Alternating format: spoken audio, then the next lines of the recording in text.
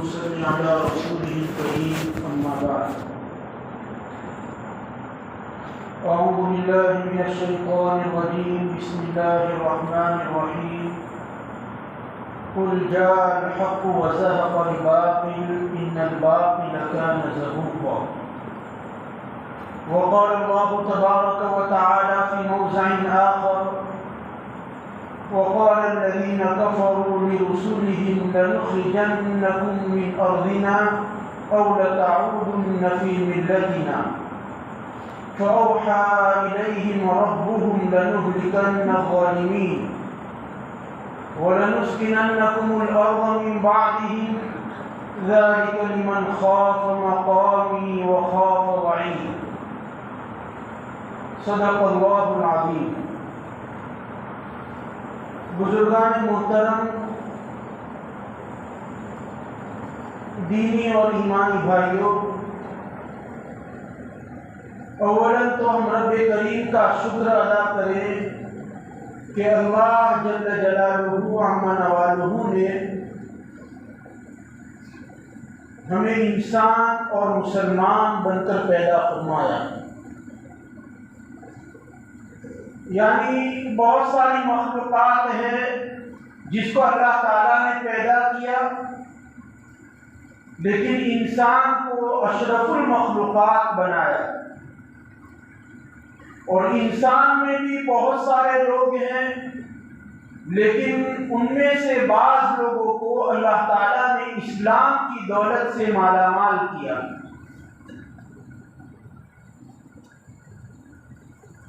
اللہ تبارک و تعالیٰ نے جب انسان کو زمین پر بھیجنے کا ارادہ کر لیا تھا تو سب سے پہلے بندے حضرت آدم علیہ السلام کو سچائی کا اور حق کا علم دے کر بھیجا. سچائی اور حق کے مقابلے میں ایک چیز ہوتی ہے، اس کو باطل کہا جاتا ہے. سچائی کا جو راستہ ہوتا ہے، حق کا جو راستہ ہوتا ہے، وہ بہت دشوار ہوتا ہے. اس میں مسائل آتے ہیں، اس میں انسان کو جھنجھوڑا جاتا ہے، انسان کی آزمائش کی جاتی ہے، انسان کو پرکھا جاتا ہے. اور یہ حق اور باطل کا جو معرکہ ہے، حق اور باطل کا جو ٹکراؤ ہے، حق اور باطل کا جو تقابل ہے، یہ حضرت آدم علیہ السلام کے زمانے سے لے کر آج تک اور آج سے لے کر قیامت تک یہ ٹکراؤ رہنے والا ہے. چنانچہ حضرت آدم علیہ السلام کے زمانے میں حق اور باطل میں ٹکراؤ ہوا، دو بھائیوں کے اندر ٹکراؤ ہوا، حابیل اور قابیل کے درمیان. اس کے بعد ہر قوم کے اندر، یہاں تک کہ جس نبی کو بھی اللہ تبارک و تعالیٰ نے مبعوث فرمایا، ہر نبی کے زمانے میں اور ہر نبی کے ساتھ باطل کا ٹکراؤ ضرور ہوتا ہے. نوح علیہ السلام کو اللہ تعالیٰ نے بھیجا، 950 سال تک باطل کے ساتھ ٹکراؤ رہا، 950 سال تک. اس کے بعد قوم عاد حضرت ہود علیہ السلام کو بھیجا، بہت طاقتور قوم. یہاں تک کہ وہ قوم اپنے بارے میں یہ کہا کرتی تھی کہ من اشد منا قوہ، کہ ہم سے زیادہ طاقتور کون ہے. انہوں نے بھی نبی برحق حضرت ہود علیہ السلام کے ساتھ مقابلہ کیا. اس کے بعد حضرت ابراہیم علیہ السلام کا زمانہ آیا، اور اس وقت کی جو سپر پاور طاقت تھی نمرود، اس کے ساتھ ان کا مقابلہ ہوا.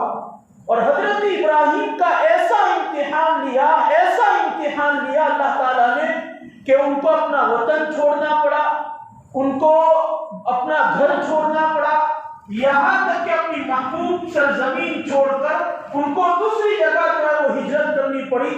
یہاں تک کہ ایک وقت ایسا آیا کہ انہوں نے جو بڑی آرزو سے ان کو اولاد ملی تھی ان کو بھی اللہ تعالیٰ نے کہا کہ ان کو بھی چھوڑ دیا جائے.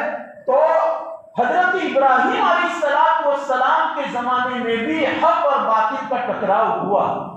قرآن مجید میں متعدد مقامات کے اوپر اس کا تذکرہ جو ہے وہ کیا گیا ہے. یہاں تک کہ باپ جو باطل کے اوپر تھا اور بیٹا یعنی حضرت ابراہیم علیہ السلام جو کہ حق پر تھے، باپ اور بیٹے کے درمیان بھی ٹکراؤ ہوا. قرآن مجید میں سورہ مریم کے اندر پوری اس کی منظر کشی کی گئی ہے. اور اس کے بعد حضرت موسیٰ علیہ السلام کا ٹکراؤ باطل کے ساتھ ہوا. حضرت ہارون علیہ السلام کا ٹکراؤ باطل یعنی فرعون کے ساتھ ہوا. اور کیسا ٹکراؤ ہوا؟ قرآن مجید میں متعدد مقامات کے اوپر جو ہے اس کا تذکرہ کیا گیا ہے کہ فرعون کو پتا تھا کہ بھئی میری حکومت اور سلطنت اور اقتدار کو ایک جو ہے وہ بچے کے ذریعے مسلمان کے ذریعے اس کو ختم کر دیا جائے گا. تو اس نے یہ حکم دیا تھا کہ جو بھی مسلمان بچہ پیدا ہو اس کو قتل کر دیا جائے. اور پھر اللہ تعالیٰ نے حضرت موسیٰ علیہ السلام کو پیدا کیا اور پھر اس کی جو ہے وہ تربیت خود فرعون کے گھر کے اندر ہوئی وغیرہ وغیرہ. بس خلاصہ یہ ہے کہ حضرت موسیٰ علیہ السلام جو کہ نبی برحق تھے، جو کہ حق پر تھے، ان کا مقابلہ اس وقت کی باطل طاقت سب سے زیادہ اگر کسی کوئی طاقتور اگر کوئی جو ہے وہ بادشاہ اور حاکم ہوا ہے تو وہ فرعون ہے. ان کے ساتھ ان کا ٹکراؤ ہوا. پھر حضرت عیسیٰ کا زمانہ آیا، یہودیوں کے ساتھ ان کا ٹکراؤ. اور پھر اخیر میں تاجدار مدینہ جناب نبی کریم صلی اللہ علیہ وسلم کا ٹکراؤ. آپ کو پیدا کیا گیا اور آپ کو نبی بنایا گیا. 40 سال کی عمر میں آپ کو نبی بنایا گیا. تو اس وقت سے لے کر جب تک آپ زندہ رہے اس وقت تک باطل کے ساتھ آپ کا ٹکراؤ رہا، کافر کے ساتھ، کفر کے ساتھ آپ کا ٹکراؤ رہا. پہلے یہ لوگ آپ کو امین کہتے تھے، صادق کہتے تھے، اپنے معاملات میں اپنے لڑائی جھگڑوں میں ان کو فیصل بناتے تھے. لیکن جیسے ہی آپ نے نبوت کا دعویٰ کیا اور آپ نے یہ کہا کہ میں اللہ کی طرف سے بھیجا گیا ہوں تو وہ آپ کے مخالف ہو گئے. اور اسی وقت سے باطل کا ٹکراؤ جو ہے ایسا ہوا کہ اللہ کے رسول صلی اللہ علیہ وسلم کا مکہ المکرمہ میں جینا مبر ہو گیا. راستے سے گزرتے تھے تو کانٹے بچھا دیتے تھے، اور مطاف کے اندر بیت اللہ کے قریب نماز پڑھتے تھے تو آپ کی گردن کے اوپر جو ہے وہ ان کی اوجھ رکھ دیتے تھے. طرح طرح کے القاب آپ کو جو آپ کے سامنے بیان کرتے تھے، برے القاب سے آپ کو پکارتے تھے. اور کیا تکلیف اللہ کے رسول کو نہیں پہنچائی. سیرت کی کتابوں میں لکھا ہوا ہے یہاں تک کہ اللہ کے رسول کو اتنی تکلیف ہوئی اور آپ اتنے مایوس ہو گئے اس وقت کے باطل سے کہ آپ نے ارادہ کیا کہ میں طائف چلا جاتا ہوں، ہو سکتا ہے کہ وہاں کے کوئی چند لوگ جو ہے مسلمان ہو جائے تو میں جس دین کو لے کر جس اسلام کو لے کر میں آیا ہوں اگر وہاں کا کوئی آدمی اگر میری بات کو مان لے گا تو میرا کام چل جائے گا، میرا جینا آسان ہو جائے گا. اس امید کے ساتھ اس جو ہے وہ آرزو اور تمنا کے ساتھ اللہ کے رسول طائف گئے ہوئے تھے. لیکن طائف میں اللہ کے رسول کا جو حشر کیا گیا، آپ کو جو تکلیف پہنچائی گئی اور ایذا رسانی کا جو اللہ کے رسول کو جو ایذا رسانی پہنچائی گئی اس کا تصور میں اور آپ نہیں کر سکتے. میں اس کا صرف ایک نقشہ کھینچ دیتا ہوں کہ ایک مرتبہ حضرت عائشہ رضی اللہ تعالی عنہا نے جناب نبی کریم صلی اللہ علیہ وسلم سے پوچھا کہ اللہ کے رسول مکہ میں آپ کو تکلیف پہنچائی گئی، مکہ کی گلیوں میں آپ کو تکلیف پہنچائی گئی، کعبۃ اللہ کے سامنے آپ کو تکلیف پہنچائی گئی، یہاں تک کہ آپ کو جو ہے وہ اپنے گھر کے اندر تکلیف پہنچائی گئی. آپ بتلائیے کہ سب سے زیادہ تکلیف آپ کو کب ہوئی تھی؟ حضرت عائشہ رضی اللہ تعالی عنہا اپنے شوہر جناب نبی کریم صلی اللہ علیہ وسلم سے پوچھتے ہیں کہ اللہ کا واسطہ لے کر پوچھتی ہوں کہ اتنے ساری آزمائش آپ کی ہوئی، اتنے سارے آفات اور مصیبت کے اندر آپ کو گھیرا گیا، سچ بتانا کہ سب سے زیادہ تکلیف آپ کو کب ہوئی؟ تو اللہ کے رسول صلی اللہ علیہ وسلم نے فرمایا کہ اے عائشہ، آج تو پوچھ رہی ہے اس لیے میں کہہ رہا ہوں، شکایت کے طور پر، اللہ تعالیٰ سے شکایت کے طور پر نہیں کہہ رہا ہوں، اگر تو نہ پوچھتی تو میں کبھی اس کا تذکرہ نہ کرتا۔ اور اللہ کے رسول نے فرمایا کہ سب سے زیادہ تکلیف اگر مجھے کسی وقت ہوئی ہے تو وہ جب میں طائف گیا تھا اس وقت ہوئی۔ اور پھر تو یہاں تک کہ مکہ میں تو ایسا ہوا ہی، حق اور باطل کا معرکہ جو ہے وہ چلتا ہی رہا، مقابلہ چلتا ہی رہا، تقابل ہوتا ہی رہا، یہاں تک کہ اللہ کے رسول کو اس جو ہے تقابل کے موقع پر اور حق اور باطل کے اس معرکے کے موقع پر آپ کو اپنا محبوب وطن مکہ المکرمہ چھوڑ کر آپ کو مدینہ جانا پڑا۔ لیکن مدینہ جا کر بھی سکون نہیں ہوا، وہاں پہلے سے یہود موجود تھے، وہاں منافقین کی الگ جماعت کھڑی ہو گئی، اور مکہ المکرمہ کے اندر جو لوگ باقی رہ گئے تھے وہ جو ہے یہود کے ساتھ اور منافقین کے ساتھ خفیہ طور پر جو ہے وہ ساز باز کر رکھے تھے، اور وہاں بھی اللہ کے رسول کا جینا انہوں نے دوبھر کر دیا تھا۔ اسی نتیجے میں غزوہ بدر پیش آیا، اسی نتیجے میں غزوہ احد پیش آیا، اسی نتیجے میں غزوہ خندق پیش آیا، اور اسی نتیجے میں اخیر کے اندر فتح مکہ کا واقعہ پیش آیا۔ یہ حق اور باطل کا جو تقابل ہے اور یہ جو معرکہ آرائی ہے وہ حضرت آدم علیہ السلام سے لے کر جناب نبی کریم صلی اللہ علیہ وسلم کے زمانے تک رہی۔ آپ کا انتقال ہو گیا، پھر اس وقت بھی یہ لڑائی بند نہیں ہوئی، حق اور باطل کی لڑائی جو ہے وہ بند نہیں ہوئی، بلکہ اور جو ہے وہ شروع ہوئی۔ حضرت ابوبکر صدیق رضی اللہ تعالی عنہ کے زمانے میں دو جھوٹے نبیوں نے نبوت کا دعویٰ کر دیا، جو لوگ مسلمان تھے ان میں سے بعض نے زکوٰۃ دینے سے انکار کر دیا۔ حضرت عمر رضی اللہ تعالیٰ عنہ کے زمانے میں پورے کے پورے 10 سال جو ہے وہ شام کے اندر، مصر کے اندر، ایران کے اندر ہر جگہ جو ہے وہ حق اور باطل کا مقابلہ چلتا رہا۔ اس وقت سے لے کر آج تک جو ہے وہ حق اور باطل کا معرکہ چل رہا ہے۔ یہ تو میں نے پوری تاریخ بتلا دی آپ کو، لیکن اصل جو میں بات کہنا چاہتا ہوں وہ یہ ہے کہ حق اور باطل کے معرکے کے موقع پر 3 قسم کے لوگ ہوتے ہیں۔ حق اور باطل کا جب معرکہ ہوتا ہے، جب حق اور باطل کے درمیان میں لڑائی ہوتی ہے اور جب یہ تقابل ہوتا ہے تو 3 قسم کے لوگ ہوتے ہیں۔ ایک تو اللہ کے وہ خوش نصیب لوگ ہوتے ہیں جو اپنی جان اللہ کے راستے میں دے دیتے ہیں، جو اپنی جان حق کے خاطر قربان کر دینے کے لیے تیار ہو جاتے ہیں، جو اپنا مال حق کے خاطر قربان کرنے کے لیے تیار ہو جاتے ہیں، کبھی جو ہے اس سے پیچھے نہیں ہٹتے، اپنا وقت دیتے ہیں، وہ حق کے داعی ہوتے ہیں، وہ حق کے سپاہی ہوتے ہیں، وہ حق کو وہ چاہتے ہیں کہ پوری دنیا کے اندر جو ہے وہ حق پھیلے، اور ان کی صبح و شام کی کوشش بھی یہی ہوتی ہے کہ بھئی کسی طریقے سے حق کا بول بالا ہونا چاہیے، اللہ کے کلمے کی بلندی ہونی چاہیے۔ ان کا رات کا سونا اور ان کا دن کا جاگنا اور ان کی دوڑ دھوپ، ان کا مسجد میں آنا، ان کا اللہ کے راستے میں نکلنا، ان کا دکان جانا، ان کا اپنے کھیت کے اندر جانا، یہ تمام چیزیں اس لیے ہوتی ہیں کہ ان کی ہر عمل کے اندر وہ یہ چاہتے ہیں کہ بھئی حق کا تعاون ہونا چاہیے، حق کی نصرت ہونی چاہیے، حق کی مدد ہونی چاہیے۔ یہ ایک تو اس قسم کے لوگ ہوتے ہیں۔ نمبر 2، حق اور باطل کی جب لڑائی ہوتی ہے تو دوسرے ایسے لوگ ہوتے ہیں جو چڑھتے سورج کو مانتے ہیں، یعنی چڑھتے سورج کے پجاری ہیں۔ اگر حق غالب ہوا تو حق کی طرف چلے گئے، اگر باطل غالب ہوا تو باطل کی طرف چلے گئے۔ اگر انہوں نے دیکھا کہ بھئی حق غالب آ رہا ہے، وہاں جا کر ہمیں منصب ملے گا، وہاں جا کر ہمیں عہدہ ملے گا، وہاں جا کر ہمیں مال ملے گا، وہاں جا کر ہمیں رہنے کے لیے کوٹھی ملے گی، وہاں جا کر ہمیں جو ہے وہ اچھی زندگی گزارنے کے اسباب ملیں گے، تو اس وقت حق کے ساتھ ہو گئے۔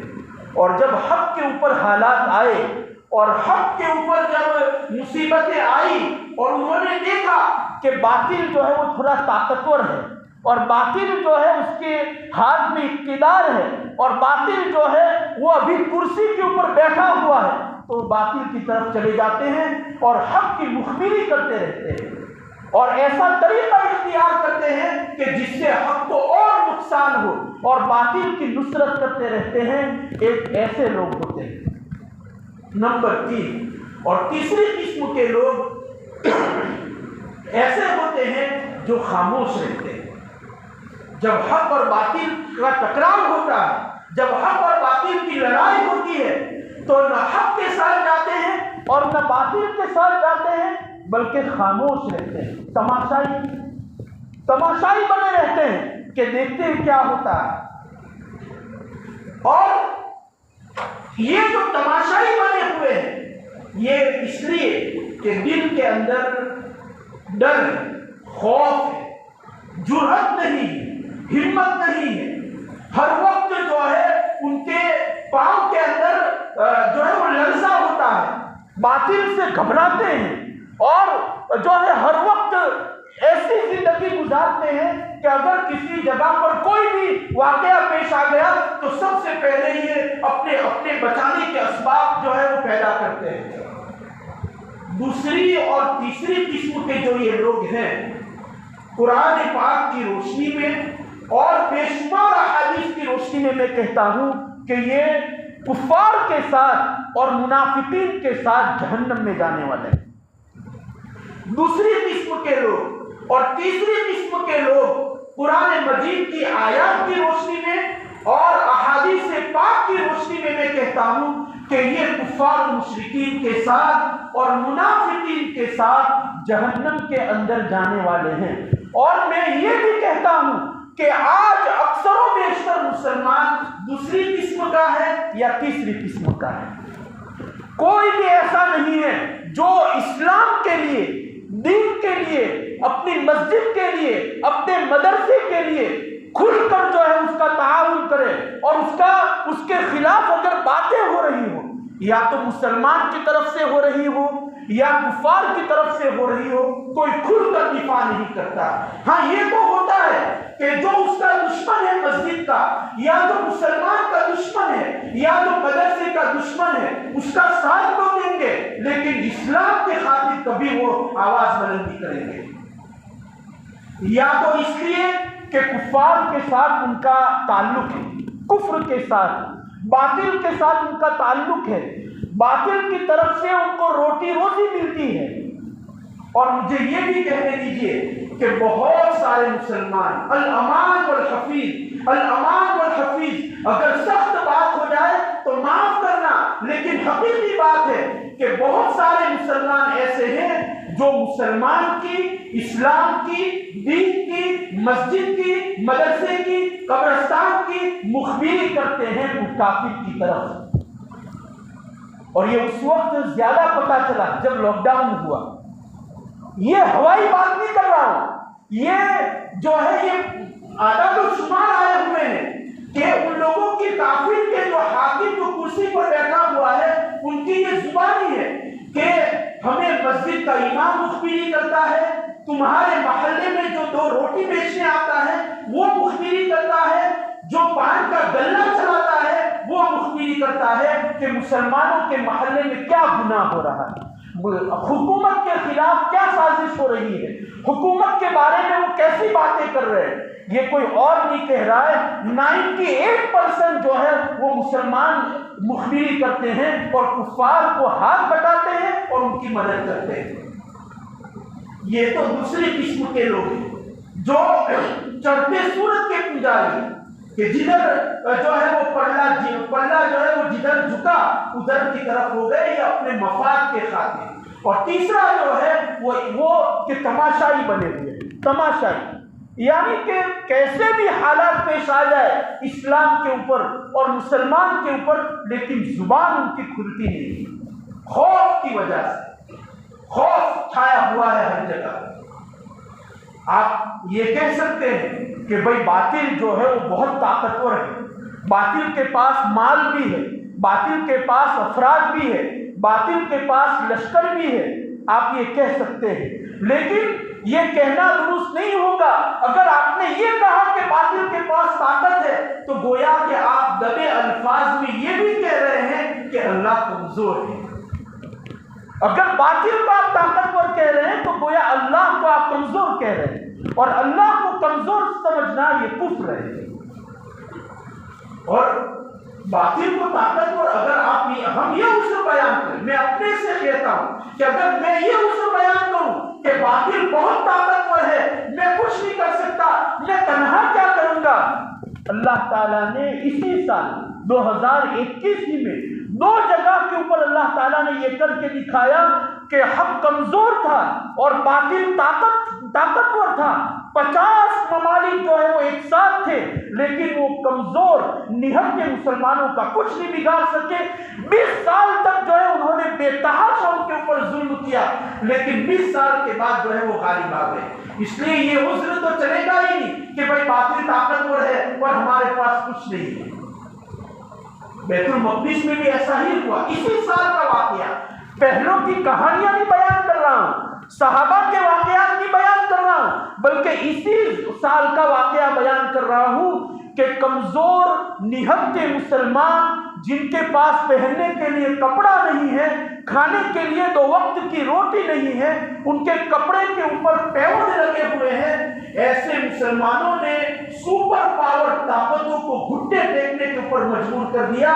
اس لیے میں تو یہ جرأت کر ہی نہیں سکتا کہ ہم بہت کمزور ہیں، ہمارے پاس حکومت نہیں ہے، ہمارے پاس لشکر نہیں ہے، ہمارے پاس جو ہے ہتھیار نہیں ہے۔ اصل جو ہے وہ ایمان کی طاقت ہونی چاہیے۔ ان الذین قالوا ربنا اللہ ثم استقاموا، استقامت ہونی چاہیے۔ استقامت کس کو کہتے ہیں؟ ایمان کس کو کہتے ہیں؟ ایمان یہ کہا جاتا ہے کہ بھئی اللہ پر ایمان لے آنا، لیکن ہم اپنی طرح اللہ کو بھی بہت کمزور سمجھتے ہیں۔ ہم یہ ایمان نہیں ہے کہ بھئی ہم جیسا اللہ کو سمجھتے ہیں اس پر ایمان جو ہے اس کو ایمان کہا جائے، وہ ایمان نہیں۔ ایمان کہا جاتا ہے آمنت باللہ کما ہوا، ایمان لایا میں اللہ پر جیسا کہ وہ ہے، ایمان لایا اس پر نہیں جیسا کہ میں اللہ کو سمجھ رہا ہوں، بلکہ آمنت باللہ کما ہوا کہ اللہ جیسا طاقتور ہے، کوئی ایسی طاقتور اللہ کے اوپر میں ایمان لایا، اس کو ایمان کہا جائے۔ تو الغرض خلاصہ کلام یہ ہے کہ حق اور باطل کا جو معرکہ حضرت آدم علیہ السلام کے زمانے سے لے کر آج تک ہو رہا ہے اور قیامت تک جو ہے وہ چلتا رہے گا، اس میں 3 گروہ کے لوگ ہوں گے۔ پہلا گروہ تو وہ ہوگا جو سچا پکا جو ہے وہ حق کا داعی ہوگا، اور دوسرا اور تیسرا گروہ جو ہوگا وہ میں نے آپ کے سامنے بیان کیا۔ ہمیں کوشش کرنی چاہیے اور ہمیں اپنے اندر جو ہے وہ صالح انقلاب لانے کی کوشش کرنی چاہیے کہ بھئی میری ذات سے، میرے وقت سے، میرے مال سے، میری نقل و حرکت سے، میری نشست و برخاست سے اسلام کو، ایمان کو، مسلمان کو اور حق کو کیسے میں نفع پہنچا سکتا ہوں، اس کی فکر کرنی چاہیے، آپس میں اس کا مشورہ کرنا چاہیے، آپس میں ایسی کوئی جماعت بنانی چاہیے کہ جس میں ہم اس کے بارے میں سوچ سکیں۔ اللہ تبارک و تعالیٰ مجھے سب سے پہلے اس پر عمل کرنے کی توفیق عطا فرمائے، ہم سب کو اس پر عمل کرنے کی توفیق عطا فرمائے۔ وآخر دعوانا الحمدللہ رب العالمین۔